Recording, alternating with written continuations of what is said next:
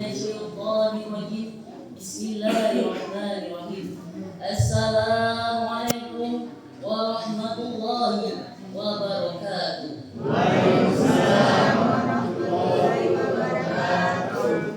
Alhamdulillahilladzi qad ja'alallahu al-Qur'ana kitabah wal kitabata lil qira'ah wal qira'ati lil ma'rifah wal ma'rifati lil ibadah wal ibadah lillahi wahdah. Asyhadu an la ilaha illallah wa asyhadu anna Muhammadar Rasulullah alladzi la nabiyya ba'da. Amma ba'd. Yang saya hormati Bapak Ketua BKM Masjid Nurul Huda atau mewakili, yang saya hormati Al-Asatidz, yang saya hormati tokoh masyarakat, dan yang saya hormati hadirin wal hadirat yang telah hadir pada malam hari ini. Yang pertama-tama dan yang paling utama, marilah kita panjatkan puja beserta puji kita atas kehadirat Allah Subhanahu wa taala, yang mana Dia telah memberikan kita nikmat Islam, nikmat iman dari iman jasmani dan rohani, sehingga kita dapat berkumpul di masjid yang kita cintai dalam rangka salat tarawih berjamaah. Jadi wajib bagi kita untuk bersyukur nikmat tersebut, sebagaimana dalam Al-Quran sudah dijelaskan dalam surah Al-Ibrahim ayat 7 yang berbunyi Bismillahirrahmanirrahim. La in syakartum la'azidannakum wa la in kafartum inna adzabi lasyadid.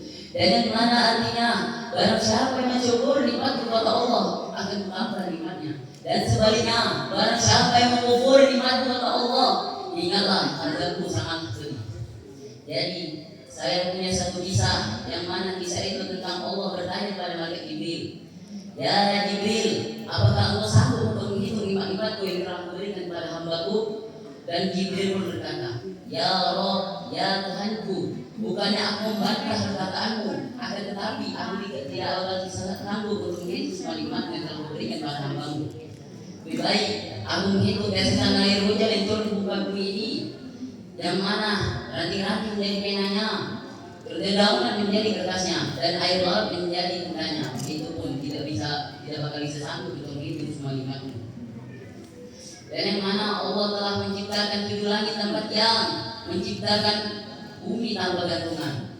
Maka dari itu kita syukurilah nikmat Allah dan jangan sampai kita mengkufurinya. Yang kedua, salawat dan salam, salawat merangkaikan salam, salawat bermahkotahkan salam pada junjungan alam, putranya Allah, buah hatinya Siti Aminah, Habibullah, kekasih Allah yang lain dan tak bukan, Nabi Muhammad sallallahu alaihi wasallam, yang menunjukkan Allahumma sholli ala sayyidina Muhammad wa ala ali sayyidina Muhammad.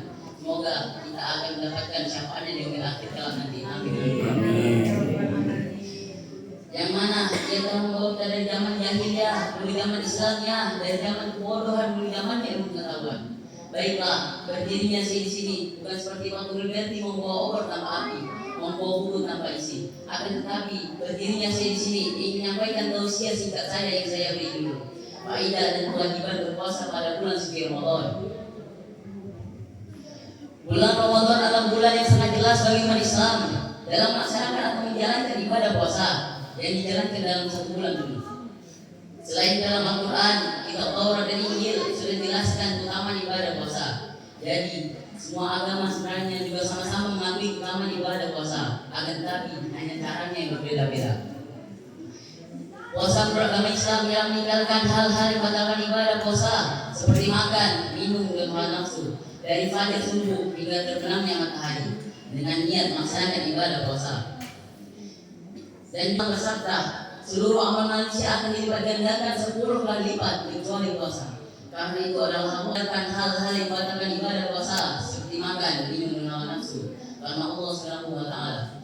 Allah Subhanahu wa taala berfirman dalam surah Al-Baqarah ayat 183 yang berbunyi, A'udzu billahi minasy syaithanir rajim.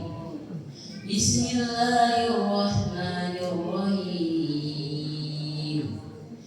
Ya ayyuhalladzina amanu kutiba alaikumus syiyam kama kutiba alal ladzina min qablikum la'allakum tattaqun.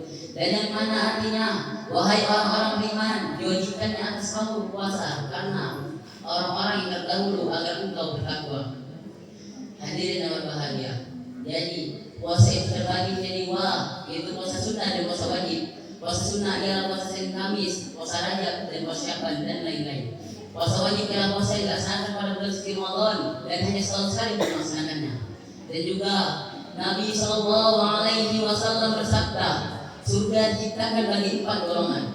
Golongan yang pertama, orang-orang yang memperbanyak membaca Al-Quran. Yang kedua, orang-orang yang menjaga lisannya. Yang ketiga, orang-orang yang menjaga perutnya. Dan yang terakhir atau yang keempat, orang-orang yang berpuasa pada bulan suci Ramadan. Hadirin yang berbahagia. Jadi bisa kita simpulkan bahwasanya ibadah puasa wajib bagi umat Islam, yang mana dalam rukun Islam yang 3. Dan di bulan Ramadan juga diturunkannya Al-Quran, sebagaimana dalam Al-Quran sudah dijelaskan dalam surah Al-Baqarah ayat 145 yang berbunyi, Bismillahirrahmanirrahim. Syahrul Ramadan alladzi unzila fihi al-Qur'an hudan lin-nasi wa bayyinatin minal huda wal furqan. Shadaqallahul azim.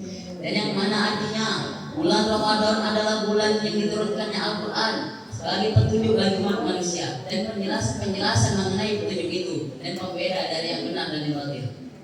Hadirin berbahagia. Jadi di bulan Ramadan ini kita memperbanyakkanlah ibadah seperti ibadah sholat, puasa, dan sedekah. Karena perbuatan tersebut insya Allah kita akan bisa masuk ke surganya Allah. Dan di bulan Ramadan juga tempatnya untuk kita memohon pertolongan dan ampunan. Sebagaimana di dalam Al-Quran sudah dijelaskan dalam surah Al-Fatihah ayat 5 yang berbunyi, Bismillahirrahmanirrahim. Iyyaka na'budu wa iyyaka nasta'in. Dan yang mana artinya hanya Engkau yang kami sembah dan hanya kepada Engkau kami mohon pertolongan dan ampunan. Baiklah, sampai di sini saja atau singkat saya. Kalau ada kata-kata saya yang salah, saya mohon maaf. Pada Allah saya mohon ampun. Kalau ada jalan yang patah, jangan simpan dalam hati. Kalau ada kata-kata saya yang salah, jangan simpan dalam hati. Billahi taufiq wal hidayah. Assalamualaikum